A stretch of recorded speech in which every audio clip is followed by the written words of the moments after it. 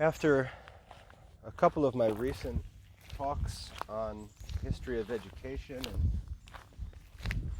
and why the classical liberal arts are so necessary, not just important, but necessary for Catholic students, I received a question last night about the history of Jesuit education.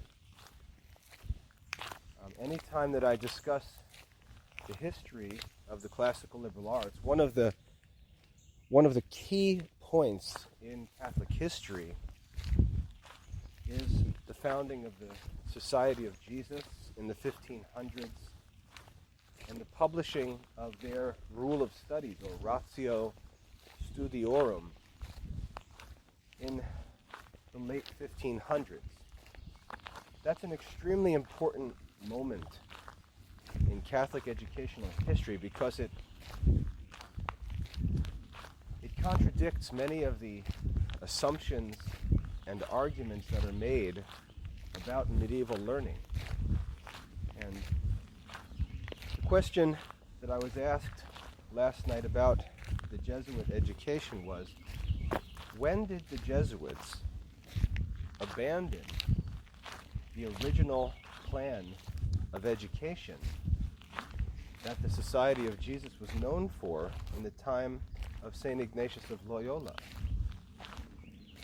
When did this change happen, and why did this change happen? Why don't the Jesuits today promote the system of learning that their founders explicitly promoted in their rule of studies in 1599? And I'd like to take some time to talk about that history of the Jesuits and their schools and provide an answer to that, because, as I said, what the Jesuits did is extremely important in this discussion about Catholic education. Before I do that, though, I'd like to say something in general about arguments from history. It's very common for men and women, Catholics and Protestants, to make arguments from historical facts. And it's a very weak source of argument because the facts themselves are rarely certain. The whole idea of reasoning is that we begin with something that's unknown, and we seek to establish certainty on that subject by reasoning from things which are either known with absolute certainty or are probable. And then we reason from those known things down to the questions of the unknown things. And that increases not only our knowledge, but it increases the quality of our knowledge, because the knowledge is a knowledge that has a certain degree of certainty. And that's the whole goal. We don't simply want to have things to say. We want to have things to say that we're confident are true and we can provide evidence for. We're not supposed to speak of anything or make any assertions unless we can provide evidence that they're true. And many of the historical arguments that people make never provide any proof that the historical assertions they make are true. And I just want to point out that historical arguments without proof really aren't a strong form of proof, and we really can't build our knowledge on historical information, because, to be honest, when we really dig and ask ourselves, how do we know this is true? It's very difficult to demonstrate historical information. So I just want to say that as a preface to what I'm about to talk about with the Jesuits. I'm not going into to go into great depth of the history of the Jesuit order and their schools, because as I said, the deeper we get into the details, the more uncertain our assertions become. And the ability to demonstrate all the details which would be helpful to our cause really isn't possible. And so our arguments and our decisions and our thoughts about education really can't depend. They can't be built on detailed histories of these things, or else we're just building on sand or an uncertain foundation. So let's just stick to some basic historical facts and events that we can be sure of, and I think that'll be sufficient for us to answer these questions. First of all, we have to begin with the condition of medieval Catholic education. And when we talk about Catholic history, a good dividing point between the medieval and the modern world, just a clear dividing point, can be Columbus's discovery of the New World, 1492 or 1500. So let's use 1500 as our artificial distinction between the medieval world and the modern world. And again, that's just an arbitrary number that we're going to use for the sake of discussion. The quality of Catholic education before 1500 was really pretty much the same as it had been from the time of the founding of the church and even before, through Greek and Roman history. And as I've explained many times, and as we can easily demonstrate, to be educated before 1500 meant to study the classical liberal arts. To be educated meant that one knew the grammar of the languages, and these were the languages of the people. We have to remember that Greek and Roman and Greek and Latin were not some sort of artificial academic languages of the university or the government. Greek and Latin were the common language. That's why the Latin Bible is called the Vulgate. Translation of the Bible into the language of the common people, the common language, the vulgar tongue. So Cicero studied and became a master of the Latin language because that was the language of his own nation. It was his vernacular. Demosthenes studied and became famous as a Greek speaker, as a speaker in his own native language. So Greek and Roman studies were simply vernacular studies for much of history, even into the early church. The apostles wrote the New Testament, though they were Hebrews, they wrote in Greek because the world in which they lived had been Hellenized by the conquest of Alexander the Great around 300 BC. And so Greek language and culture spread and took over much of the world and was the common language. The Greek language of the New Testament is even called Koine Greek, which means common Greek, similar to the reference to Latin as vulgar. So these were the normal studies for anyone interested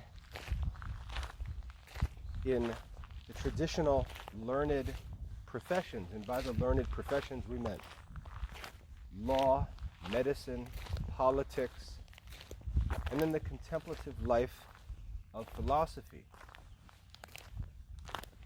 In the Christian era, the challenge was to move from this pursuit of learning for the sake of philosophy and to receive into consideration all that was divinely revealed by the coming of Christ and his teaching, and then by the ministry of the apostles to rightly interpret and apply the teaching of Jesus Christ to worldly questions and affairs.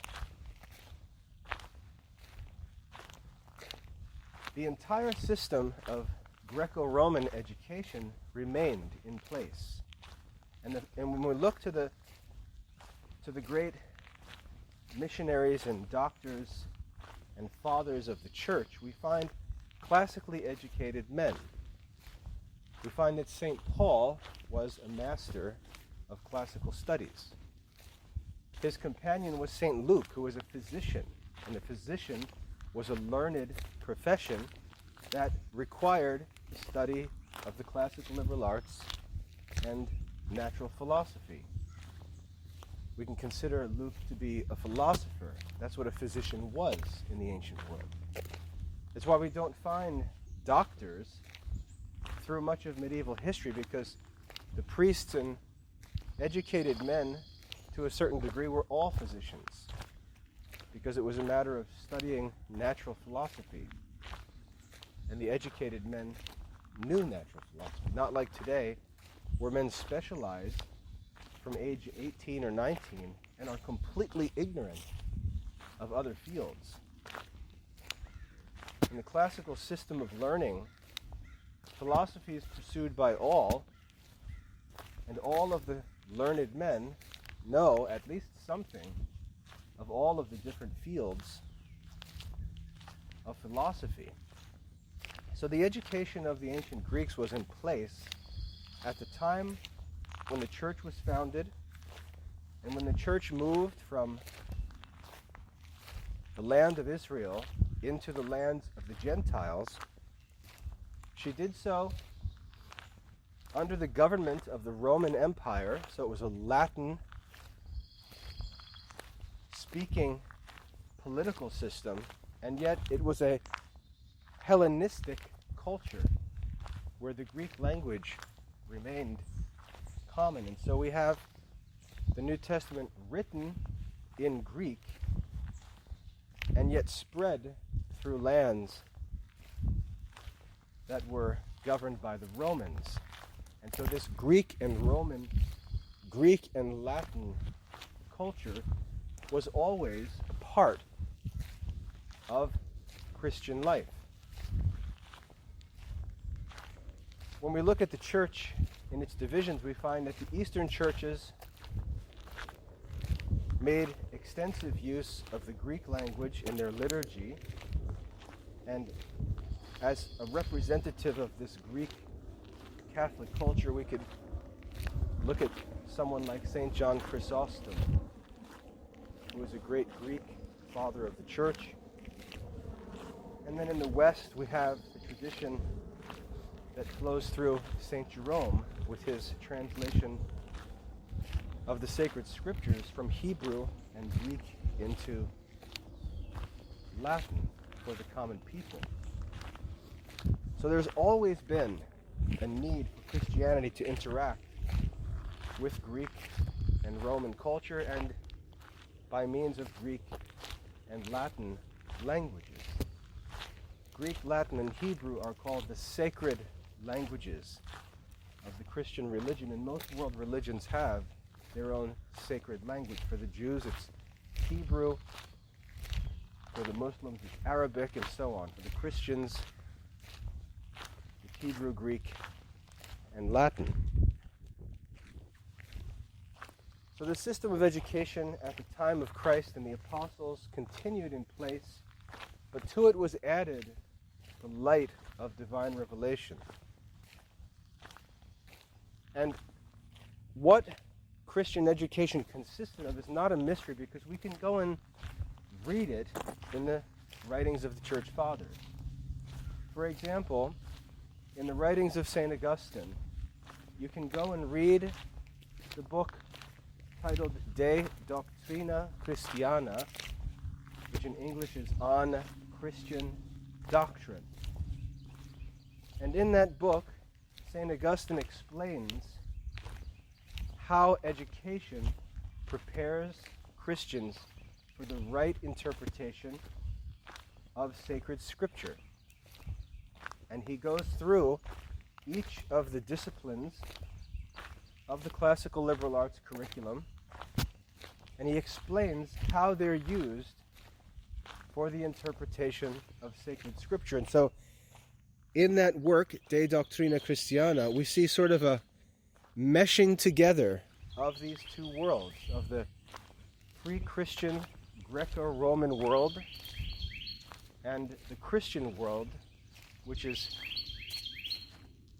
based on divine revelation and yet dependent on the classical learning that was in place from the beginning of time. And in my book, Understanding Classical Catholic Education, which you can get a free copy of on the Academy website, I explain that history starting with the ancient Hebrews, Sumerians, and Babylonians, and walking all the way up through the history of the world to show how the classical liberal arts curriculum developed through the ancient world and into Christian history, and then how it continued to develop and be used by all Christians. Now, that classical liberal arts education was in place when the church was founded, and the church never departed from it. There's some distinction made, because when we look at the church fathers, if we read the church fathers, Augustine, Ambrose, and all the rest, we find that they have a different spirit than we find in the scholastic philosophers of the 1200s. Some say that the patristic era, the era of the church fathers, was characterized by a Platonic philosophy, and then that the scholastic movement, led by men like St. Albert the Great, St. Thomas Aquinas, and the Dominicans, but also participated in from the very beginning by the Franciscans under St. Bonaventure, that it was more of an Aristotelian philosophy. And so there appears to have been a shift in the thinking of the church to move from Platonic ideas on philosophical concepts to Aristotelian ideas. And Saint Bernard of Clerval is often considered to be the last of the church fathers. And then there's a shift in the church from Platonic to Aristotelian thinking. Now, this shift, which I would argue is real, was not caused by an actual change of mind in the church, but it was caused by an interesting historical situation that arose. And this is common knowledge for many, so forgive me if I explain it to those who don't know it. The writings of Aristotle were lost in classical history. Only a couple of his works were known and were in circulation at the time of the early church. And I can provide evidence for this, and I'll tell you where to look for evidence in just a minute. But some of the works of Aristotle were known, and much of the other works of Aristotle were lost, considered lost, just as we consider some of his works lost today. They were unknown to the Christians. And so it wasn't that the Christians studied the works of Aristotle and then chose Plato instead of Aristotle after studying him. It was that the Christians didn't have the opportunity to study Aristotle, and Plato was all that they had. And so through the patristic age, as far as philosophical questions were concerned, Christians had Platonic answers for them. And that Platonic philosophy, to a degree, meshed well with Christian theology. Of course, some things needed to be changed, and these things were important, and that's why when we look back to the ancient councils and creeds, we see that they were primarily concerned with the effects of philosophical ideas coming into Christian theology and influencing Christian theology. And the leaders of the church had to make sure that that didn't happen where the philosophy was in fact false. And so when we look back to the ancient creeds, we see that the disputes are over matters that today Christians in the main wouldn't even understand.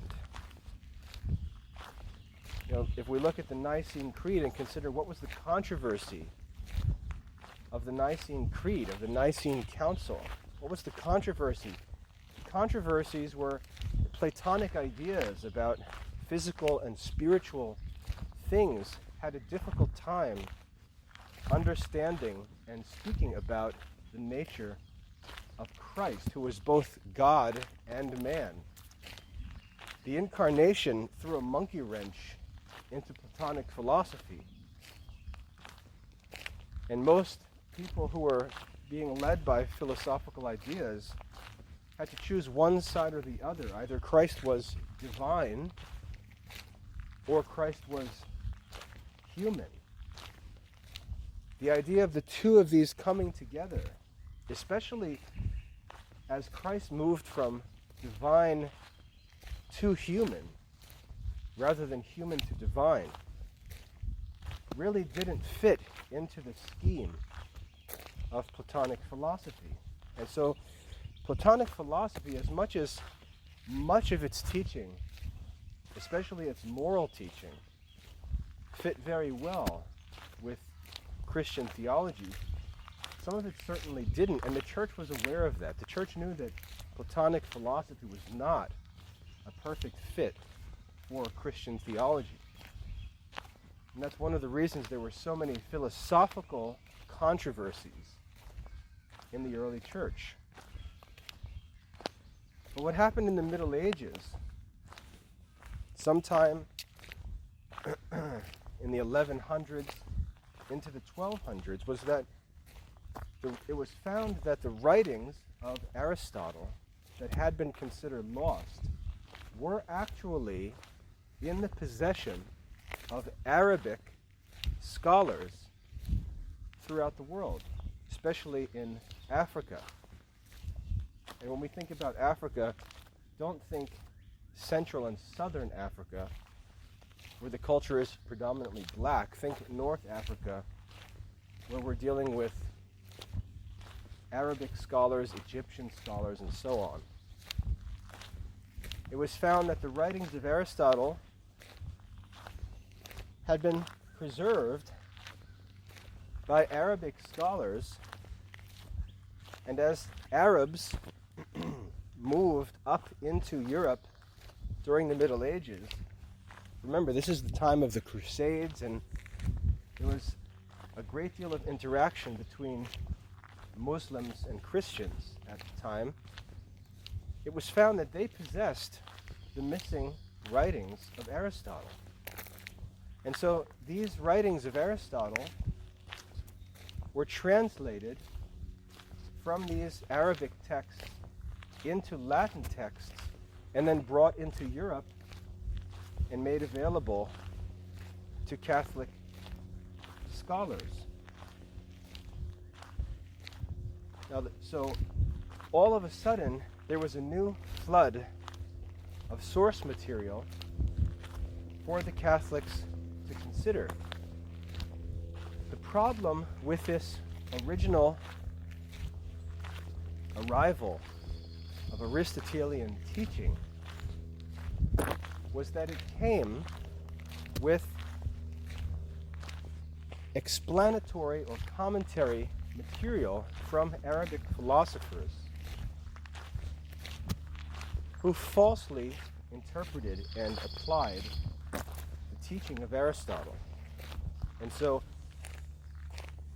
what makes Thomas Aquinas so significant in church history was that he took these Latin translations of the writings of Aristotle, studied them intensely with a mind that possessed a miraculous grace and tireless strength. And he separated the teaching of Aristotle from the false Arabic interpretation and established a true interpretation and exposition of the philosophy of Aristotle. And this true exposition, this true interpretation of Aristotelian philosophy is what we call scholastic philosophy. Scholastic philosophy is simply Aristotelianism within the context of Catholic theology. And as St. Thomas opened up the writings of Aristotle, he demonstrated that Aristotle's philosophy corrected the errors of Plato's philosophy, and these errors are extremely subtle. It's ridiculous when people who have barely taken a single college course on philosophy or on Plato talk about the errors of Plato as if they're profound, simple errors that affect daily life. The errors that we're talking about in Platonic philosophy are caused by the fact that Plato was a man who was trying to understand God and the spiritual world and human nature in general without the assistance of divine revelation. Remember, they were philosophers. They had only reason and sense to guide them as they investigated the questions. The ancient philosophers are so worthy of praise because they not only achieved so much in their learning, but they actually invented the methods, not invented, but discovered the methods by which that truth was to be sought. They created the tools, as it were, to build true knowledge. And they did so in the midst of a Gentile world where there was no divine revelation. They lacked the grace given to the Jewish people and pursued it themselves by their own virtue and human reason. But to get back to Aristotle, St. Thomas proved that the philosophy of Aristotle perfectly aligns with Catholic theology.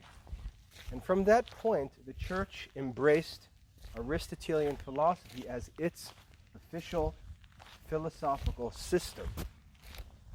And so the divine revelation of sacred scripture and sacred tradition and the philosophical doctrine of Aristotle were married, and that marriage produced the child which we call scholastic philosophy.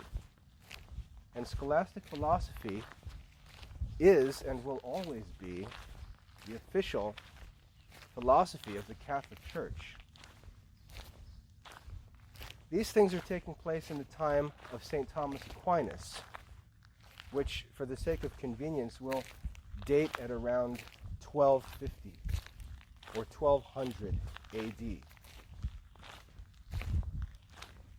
The scholastic system goes on to dominate European education for the next 300 years. And that brings us to the 1500s.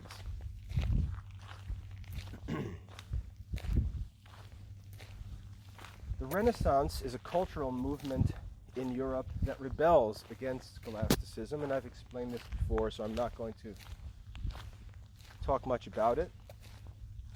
And in the late 1400s and through the 1500s, there is a broad spiritual and intellectual movement that rises in rebellion against scholastic philosophy.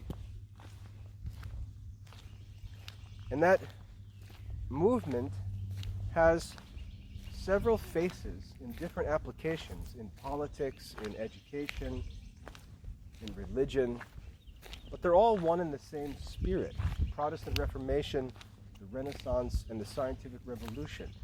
They're just three applications of the same set of ideas. Martin Luther, for example, was taken into error by philosophical issues, and that led to his theological shipwreck. Ideas have consequences. And so in the 1500s, what arose was not just an interest in quote-unquote reforming the church or reforming culture or improving the fine arts or in beginning to focus on the study of the natural sciences, but behind these movements was a deeper anti-Catholic, anti-scholastic, philosophical movement that dominates the world today. I would argue that the philosophical origin of this movement was Epicurean. And today there's lazy understandings of what Epicureanism is. It's usually associated with being interested in fine foods. We call a chef, for an example, maybe called an Epicurean, but that's got nothing to do with real Epicureanism. When we talk about Epicureanism in a philosophical context, we're going back in history to teachers like Democritus and Lucretius. I propose them, along with Epicurus, obviously, as the principal Epicurean philosophers. And they had a few doctrines that characterized them and distinguished them from the Platonists and Aristotelians. The first and most important doctrine of the Epicureans is called atomism. And so when we look at the world, the natural world, and we're talking about the natural world, the physical world, this is the study of natural philosophy found in Aristotle's Physics.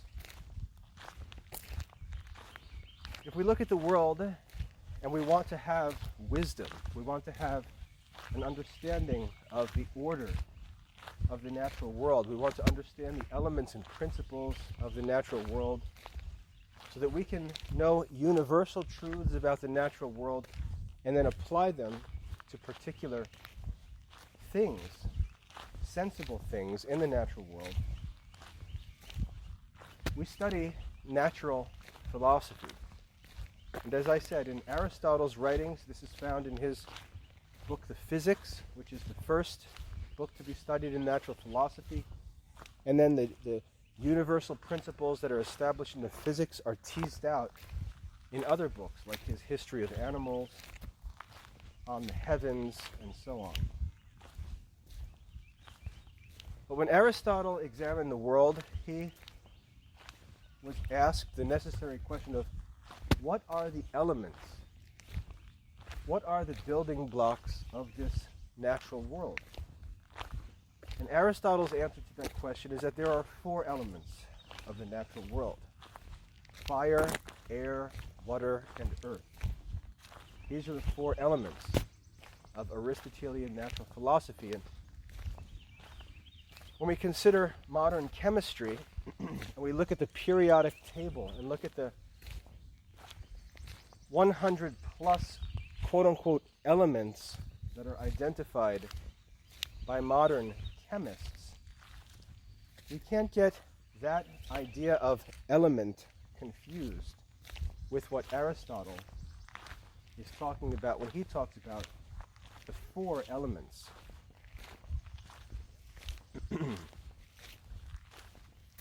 Aristotle answered that there are four elements. As I said, they're fire, air, water, and earth.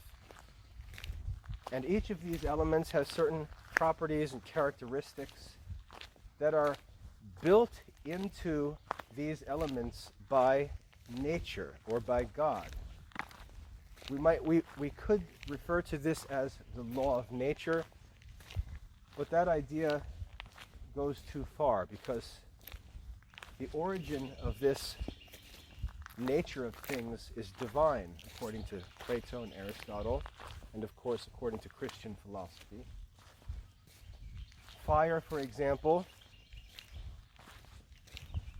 has a characteristic of motion which moves upward, away from the center of the earth. Air likewise moves upward, but not as quickly or strongly as fire does. And then water, and then earth. Earth moves towards the center of the earth. That's why stones sink. The reason why things float is because they contain air.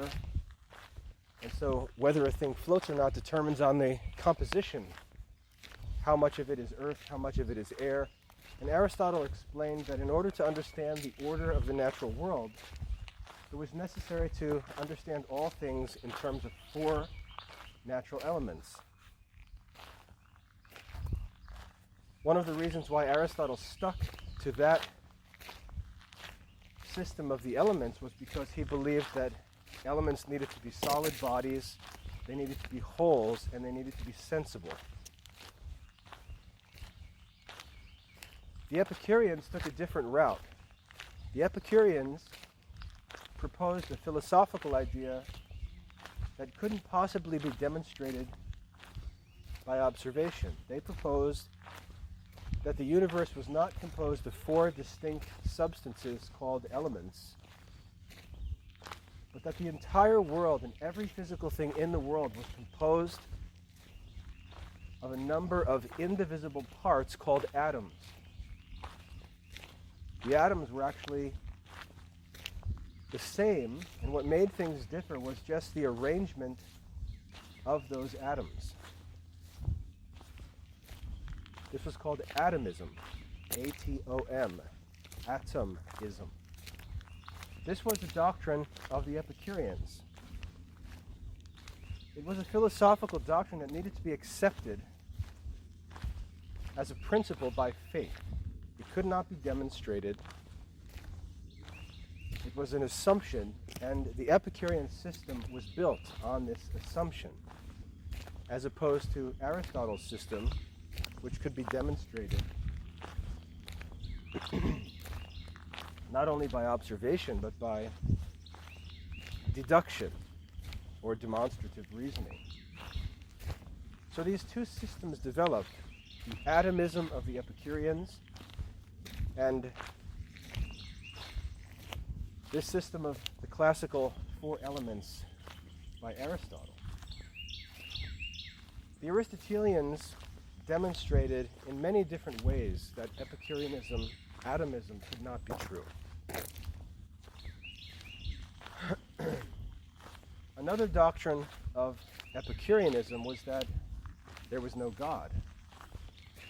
Epicureans were atheists, and Epicureans might acknowledge the idea of Greek gods in the sense that some men possess qualities and powers that are superhuman. And so they might acknowledge the idea of a god as a superhuman individual. But they denied the existence of any spiritual or immaterial objects in the world or immaterial forces in the world. They denied that there was any influence in the natural world that wasn't itself natural or physical. In his work on the nature of things, Lucretius explicitly denies the doctrine of creation and says nothing comes from nothing. Whereas divine revelation tells us that because of the work of God, it is possible for something material to come from nothing material. That's the whole nature and definition of creation. If you look in Baltimore Catechism 3, there's a question that asks, what is the difference between making something and creating something? And the Catechism explicitly teaches that creation implies the generation of something out of nothing. And we read in the scriptures, God said, "Let there be light," and there was light. Something was created out of nothing by divine power. The Platonists and Aristotelians accepted divine action and spiritual influences in the natural world. The Epicureans denied them all and argued, as I said, that nothing comes from nothing.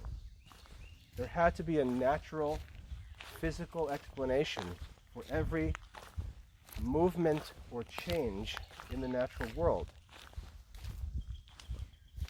This is the origin of what we call naturalism. And you can test yourself and ask whether or not you're a naturalist. If something happens in your body or in the world around you, what do you assume of its cause? You assume that there must be some other physical cause for every physical event? Or does your way of viewing the world and thinking admit the possibility of the influence of spiritual forces? For example, look at the book of Job. And I'd like you to know that if you don't study the scriptures, you're going to find that you're not prepared spiritually for the controversies that arise. Not just in religion, but in philosophy and in all of the applications of philosophy as well. The purpose of the book of Job is to teach us through the experience of a man named Job who lived around the time of the ancient patriarch Abraham, that human experiences cannot be explained by physical sources alone. What we learn in the case of Job is that he suffers extreme misfortune. All of his wealth is taken away. His family is killed. His own physical health fails, and he's left having been moved from a prosperous, righteous, happy, blessed, healthy man who is considered the greatest man in the East to a man who's sitting on the ground, who's lost everything and is covered with painful sores, in total despair and humiliation in the presence of his wife and friends. I shouldn't say in total despair because Job never despaired, but in a state of desolation physically. And Job is left to ponder this question: how can something like this, and this is a question that's asked commonly, how can such evil happen to a good man? How can evil proceed from good? And the book of Job reveals for us the spiritual activity behind the scenes, as it were, the invisible activity. And what we find is that Satan, an angel, or we could say a demon, asks God for permission to attack Job. And God, knowing that Job is faithful and that Job will glorify him by resisting and overcoming Satan's attacks, gives permission to Satan to attack Job.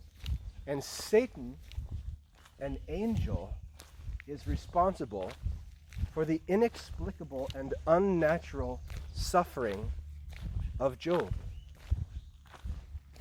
The loss of his possessions, all of his wealth, the loss of the life of his children, and the loss of his own physical health have their origins not in physical causes, but in spiritual causes that have no physical explanation.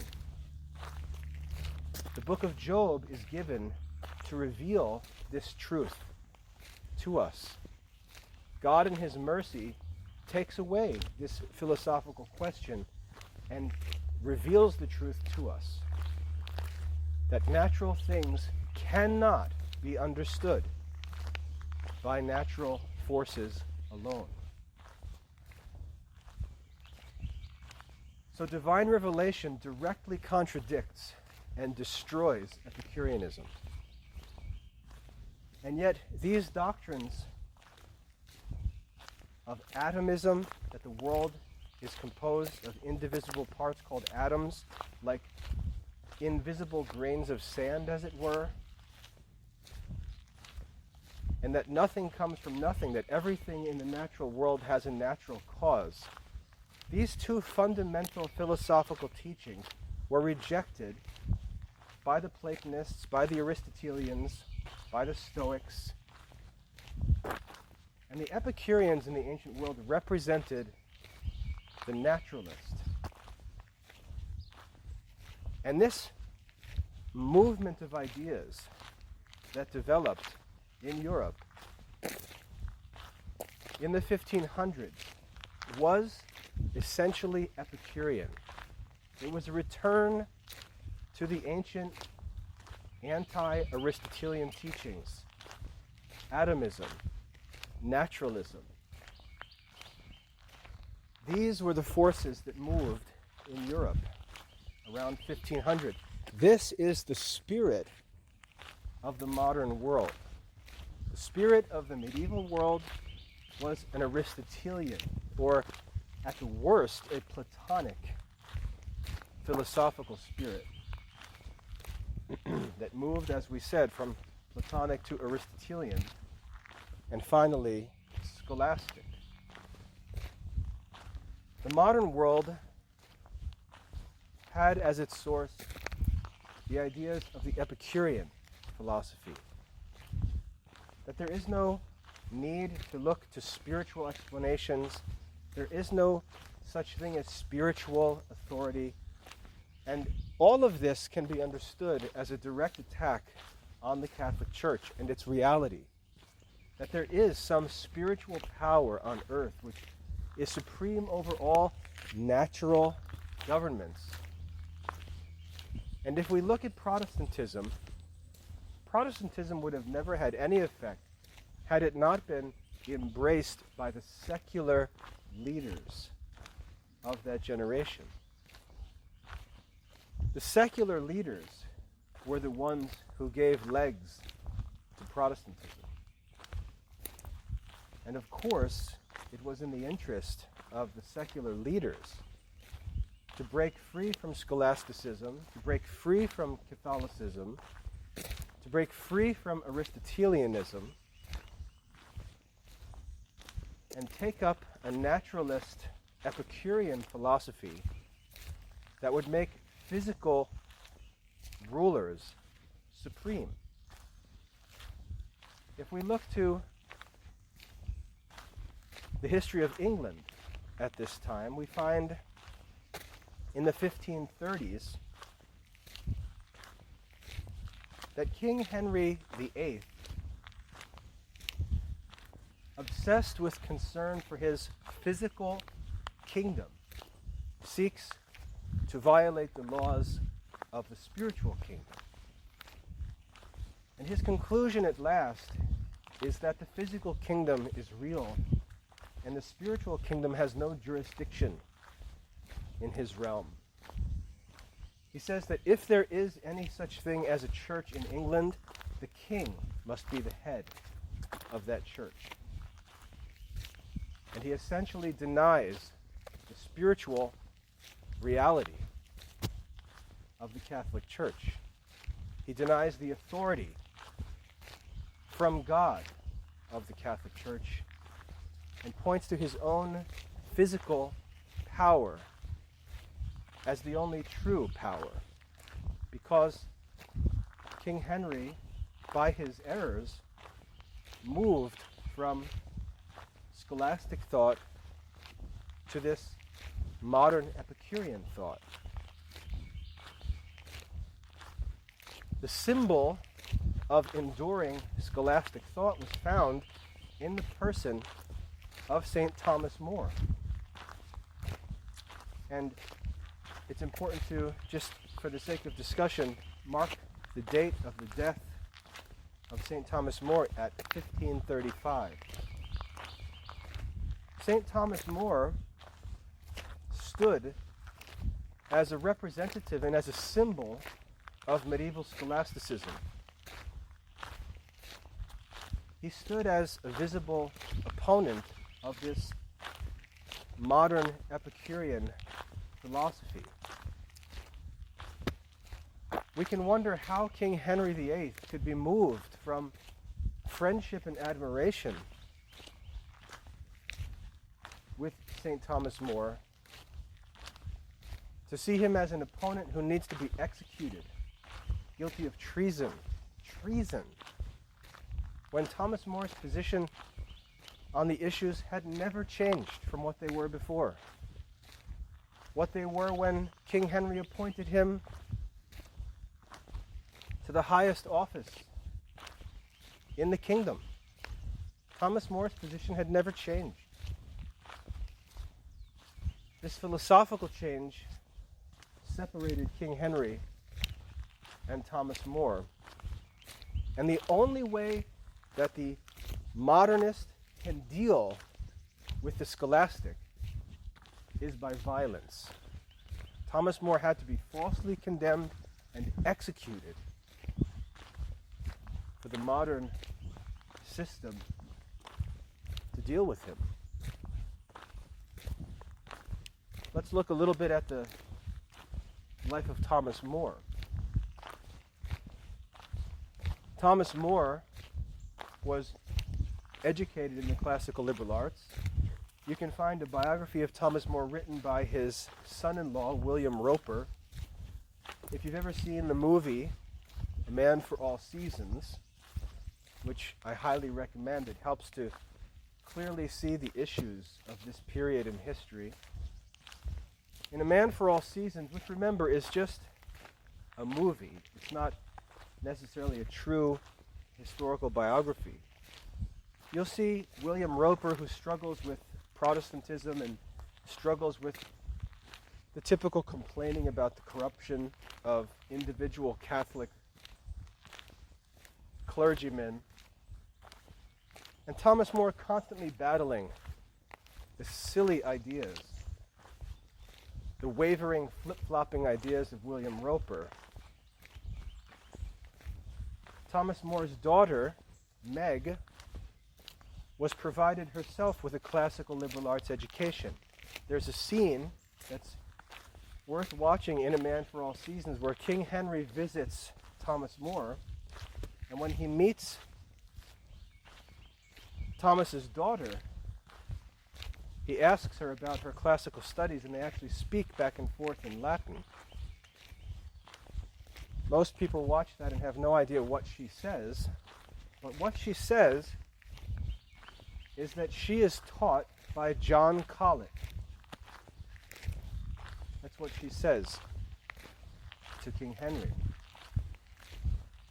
She's a classically educated medieval Catholic woman. Thomas has arranged for her to be instructed by John Colet. John Colet is the founding headmaster of St. Paul's School. I believe it's St. Paul's School in England. One of the most famous educators in English history not well known today, but there's a group of men, I'll name 4 men, who represent the state of education in England in the 1500s.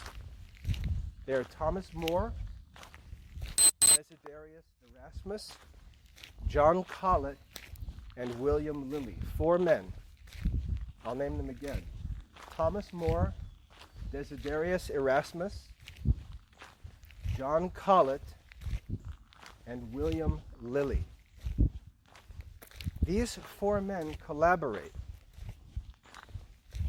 and they publish what will become Lilly's Latin grammar. This grammar will become the official Latin grammar of the schools of England, the King's Grammar, as it was. And Lilly's grammar would remain in place in England for centuries. William Shakespeare studied Lilly's grammar. William Shakespeare quotes Lilly's grammar in several of his plays. The classical grammar school, the classical liberal arts were firmly established. And what I want you to see is that at this time, in the 1500s, as movement began from the medieval to the modern world, the saints and the faithful men in society at that time were confirming and promoting the continued study of the same system of learning in the face of this modern movement away from scholasticism.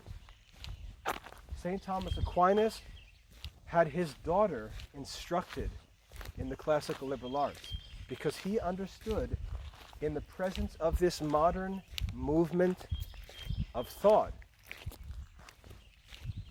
that the classical liberal arts needed to be passed on to the next generation, and this modern movement needed to be ignored.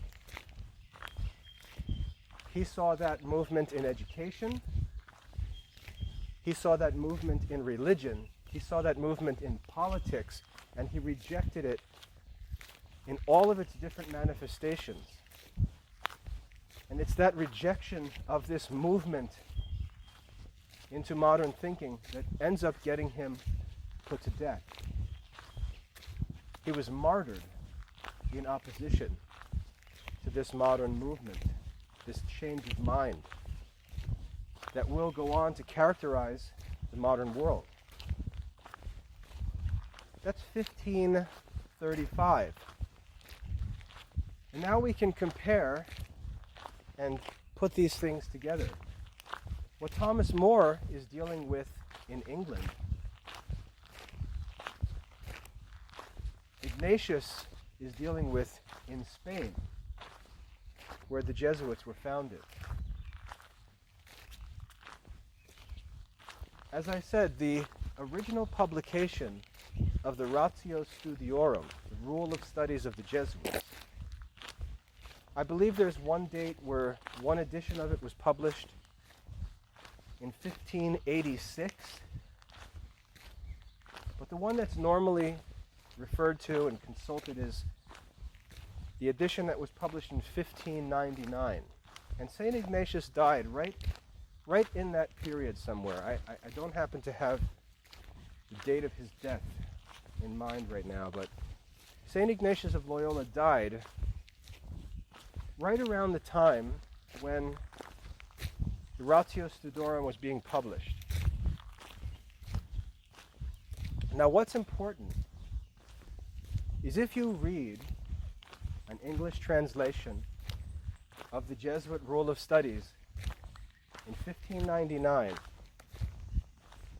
what you'll see is the Society of Jesus rose up as sort of a spiritual military unit.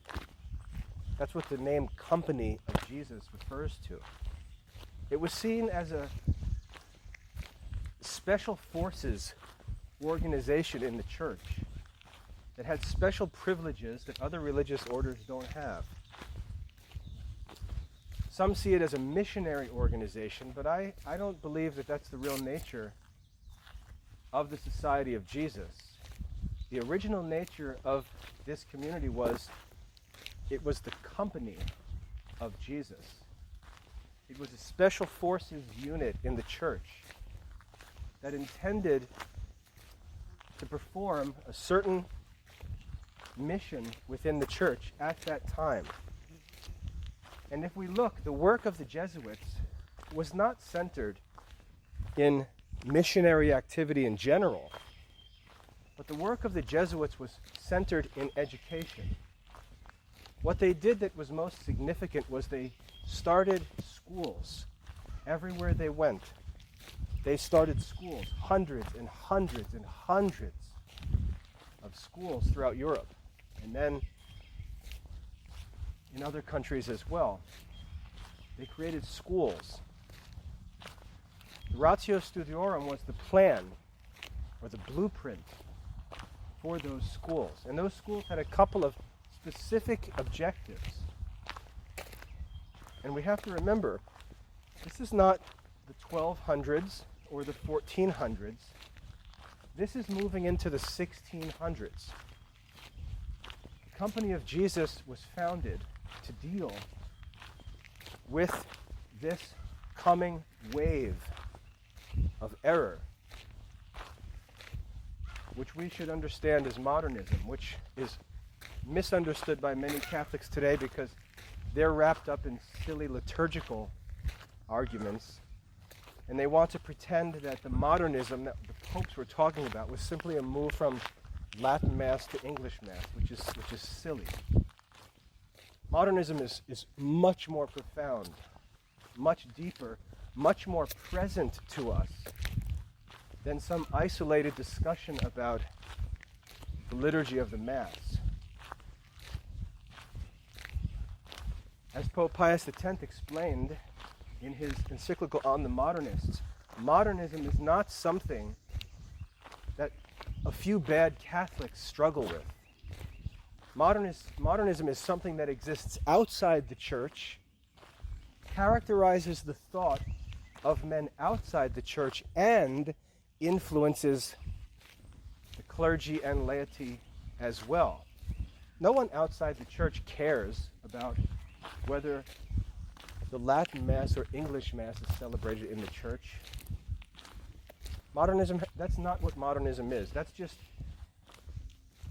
people who want to argue against the culture in the church today, try to pretend that their concern is what Pope Pius X was talking about. But it's not. It was much broader and deeper than that. What Pope Pius X was talking about in his encyclical against the modernists is the same topic, as he says in that encyclical, the same topic that Leo XIII was talking about in his call for the restoration of Christian philosophy. Look it up. Leo XIII on the restoration of Christian philosophy. That is what Pope Pius X is talking about in his encyclical against the modernists. And the problem today is that many of the people criticizing the Pope and bishops, talking about liturgical issues and so on, these internet personalities constantly criticizing the hierarchy of the church, they are in fact modernists who claim to be fighting the modernists. And if you don't learn the true nature of this problem, you're going to be wrapped up in a deception that's nothing else. And I show this and explain this all the time. These people who, in the name of Latin Mass and traditional Catholicism, attack the actual living hierarchy of the church are modernists.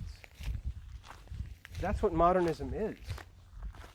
The people who believe that their knowledge of Catholicism, their knowledge of the truth, is superior to the judgment of the hierarchy of the church. They are influenced, and they are workers of modernism. I could name names, but I'd rather not do that just because people will get emotional and won't listen to the actual history and principles that I'm talking about. If we look at the teaching of St. Ignatius of Loyola, one which I share all the time, and if you listen to these talks, you're going to say, oh, he talked about that. Yeah, there's not a million different things that need to be understood.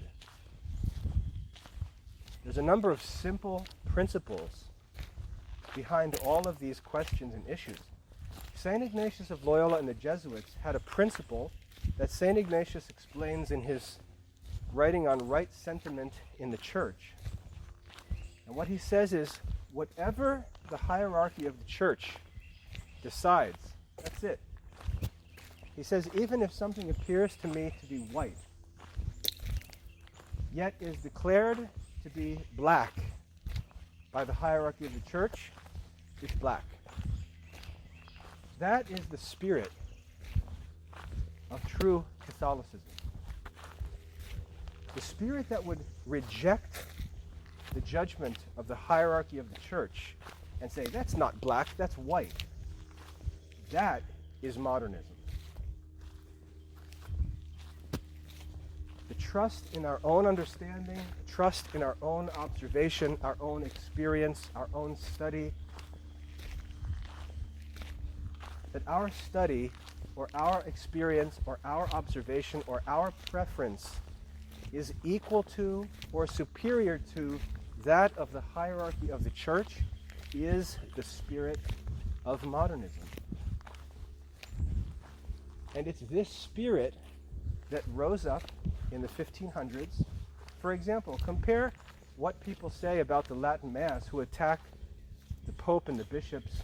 Compare it to what King Henry VIII said about marriage laws and the authority of the Pope and infallibility and all the rest.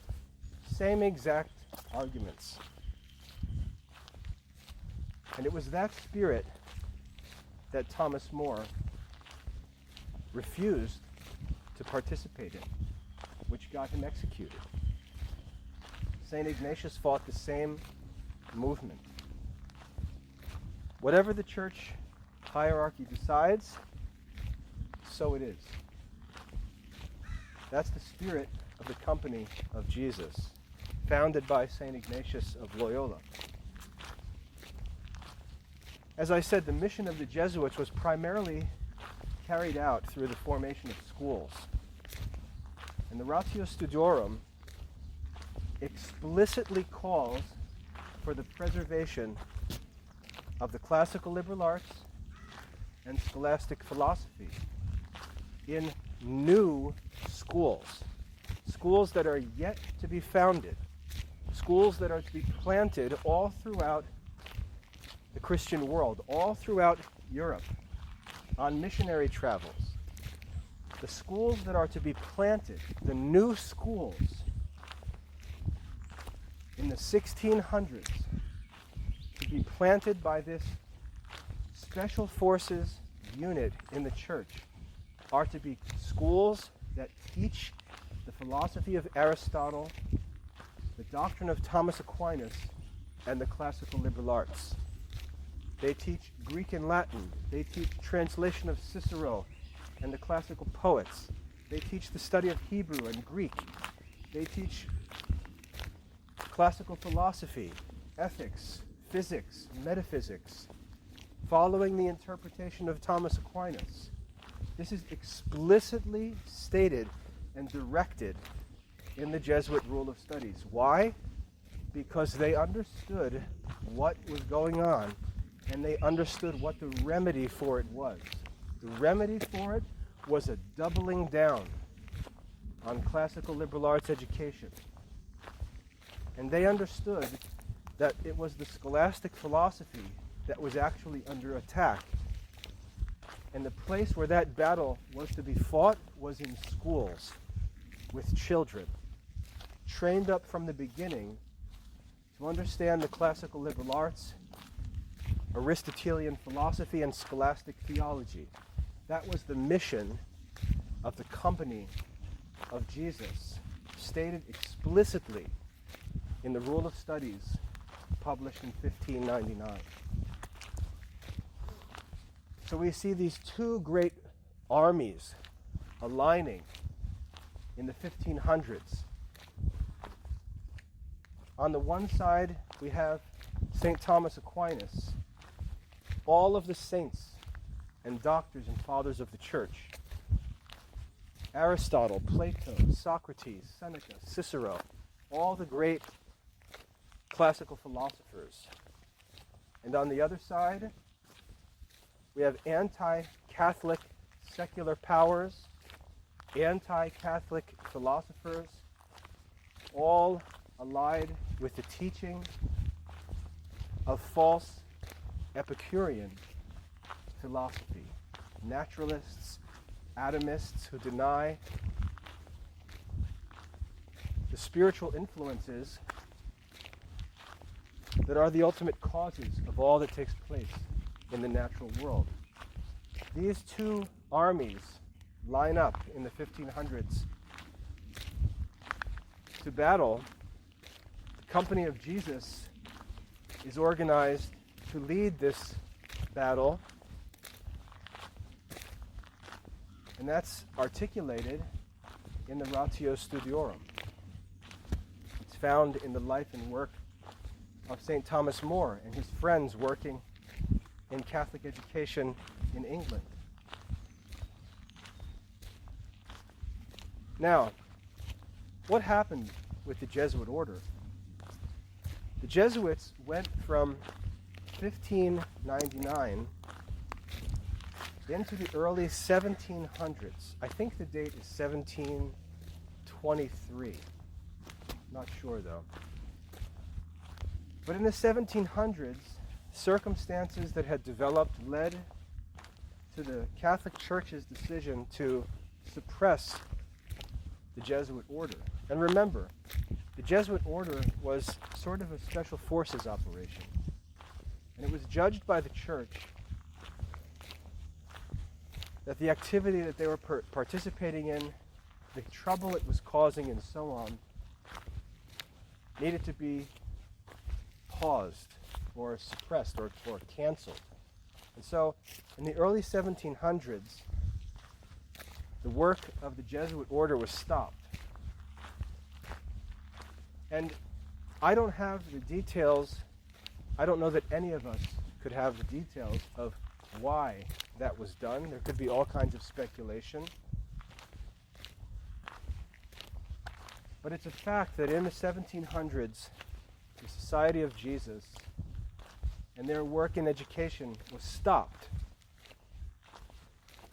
And from 1599 through that point, the same system of education, the same work of establishing schools of the classical liberal arts, Aristotelian philosophy, and scholastic theology was carried out almost 200 years.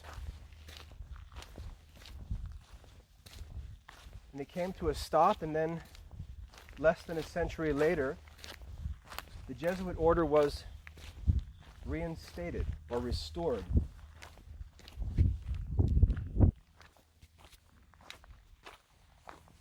After the restoration of the Jesuit order, the Jesuits abandoned their classical mission. I haven't had the opportunity to study much about the new Jesuit order. In fact, the changes in their plans and methods and mission may be part of what allowed them to be restored. As I said, I haven't had the opportunity yet to study the details of the new Jesuit order, but I can say a few things with some certainty. When the Jesuit order was restored, the world was far advanced in its modernist progression. The classical liberal arts were largely and widely abandoned by European schools. Aristotelian philosophy was no longer taught in the universities. And these courses in reasoning, grammar, classical languages, classical philosophy, scholastic theology, these courses were replaced by modern mathematical sciences and by the modern natural sciences. The mission of the modernists was very successful. And I will argue that it's this that Pope Leo XIII rises up and fights against in his encyclical calling for the restoration of Christian philosophy in the 1800s at this time. A call which is, as I said, echoed by Pius X in his encyclical against the modernists. I think it was in 1907. And what I want you to see is that while the classical liberal arts have been abandoned, the saints who were at work at the time in which the changes were taking place, who understood the nature and source of these forces, understood what it was that they were attacking, and they understood what the remedy was for fighting against it. They understood that what was under attack was Catholic authority, Catholic tradition, scholastic theology, classical learning, classical liberal arts education, and they understood that the remedy for this disease that was spreading through Europe was renewed commitment to the classical liberal arts, to Aristotelian philosophy, to Catholic authority, and to scholastic theology. When the Jesuits were restored, somehow they became a modern religious order that no longer served the mission of its founders. If we look to the Jesuits today, we find them boasting of their achievements in modern mathematics and natural sciences. We find them boasting of modern schools that pursue the same ends as the secular schools. And we have to ask, what happened? What happened to the mission of St. Ignatius of Loyola? What happened to the mission of the Ratio Studiorum? How were things so clearly understood in 1599 that are now not publicly denied, but quietly concealed and ignored as if they never existed? It's one thing if the order were to come out and say, we believe that our founder was influenced by his times and his views were imprudent and that he applied to different cultures and generations things that were really peculiar to his own culture and generation. Come out and say that. State publicly and clearly that St. Ignatius was wrong, that the Jesuits' original mission was misguided and false, and that the Jesuit order after the Restoration was true, and the Jesuit mission before the suppression was false. No such statement will ever be made. Change in the mission of the Jesuit order is a mystery. How the principles of modernist education could be embraced by the very community that led the fight against them. It's impossible to understand. And as I said, I don't know that we can understand what took place between the time when the Jesuit order was suppressed and what the conditions were for its restoration. I haven't had the opportunity to study that yet. But there's a clear shift and abandonment of that original mission between 1730 and, let's say, 1820, during the time when the Jesuit order was suppressed. And the Jesuit order after the 1800s is a completely different religious community serving a completely different mission. If we look at the Jesuit schools today, we just find modern schools doing the same things secular schools are doing, boasting of the achievements that are found in the secular public schools, but doing so with this modern, unsustainable idea that Catholic schools will provide the education available in free public schools for high private school tuition. And this whole idea of the modern Catholic school, I would argue, is actually what's bringing about the death of Catholic education, not only in America, but throughout the world. The idea that a Catholic school will offer the public school education with private tuition is a plan that I can only see as diabolical, in the sense that it's going to lead to the failure of all Catholic schools. Just the simple concept that your business plan as a private school is to offer the curriculum available in the tax-funded public school at which there's no tuition. You're going to offer the same curriculum with tuition. It seems impossible to understand how anyone could even propose such an idea, and the purpose of private education has been lost. There's no longer any reason to pay private school tuition. And Catholics know this, and that's why the Catholic schools are closing.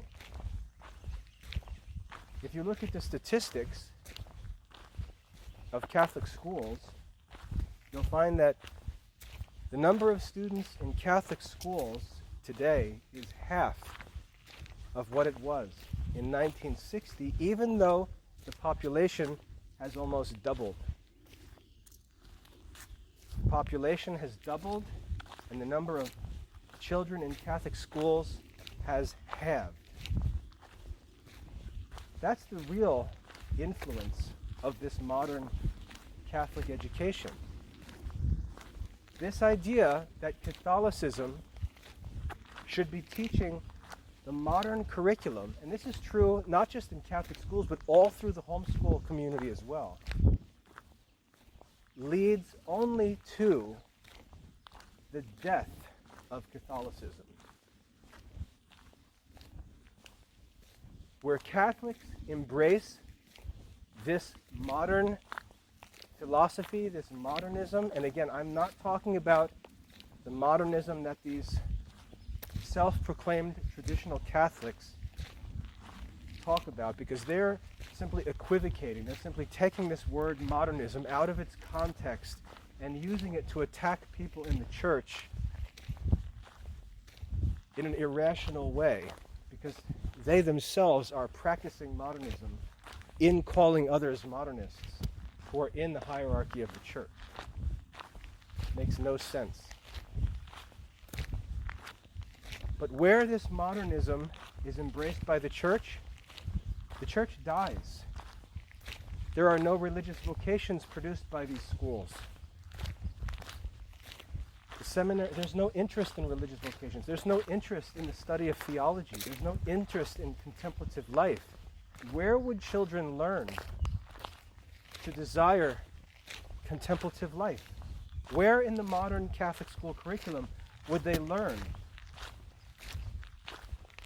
that the soul is more important than the body?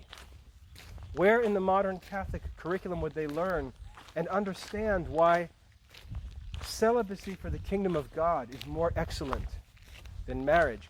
Where in the modern curriculum would they learn that? Vocation's crisis is no surprise, no mystery. It's a logical, natural consequence of modern Catholic education. As far as the Jesuits are concerned, which was the topic of this talk, I believe that change takes place during the time between the suppression of the order and its restoration. And as I said, when the Jesuits are restored in the early to mid-1800s, it's a completely different community that has nothing to do anymore with the original character and mission of its founders. So I hope that's a helpful answer to this question. I've already gone on for quite a bit, an hour and 25 minutes. I apologize for the length. But I think that explains the history that led up to the formation of the Jesuits and their mission, why the focus was on education, and what happened to that original mission. I hope that's helpful. As I said, we need to study what took place that led to the suppression exactly. What really took place that led to the suppression? What happened during the time when the order was suppressed?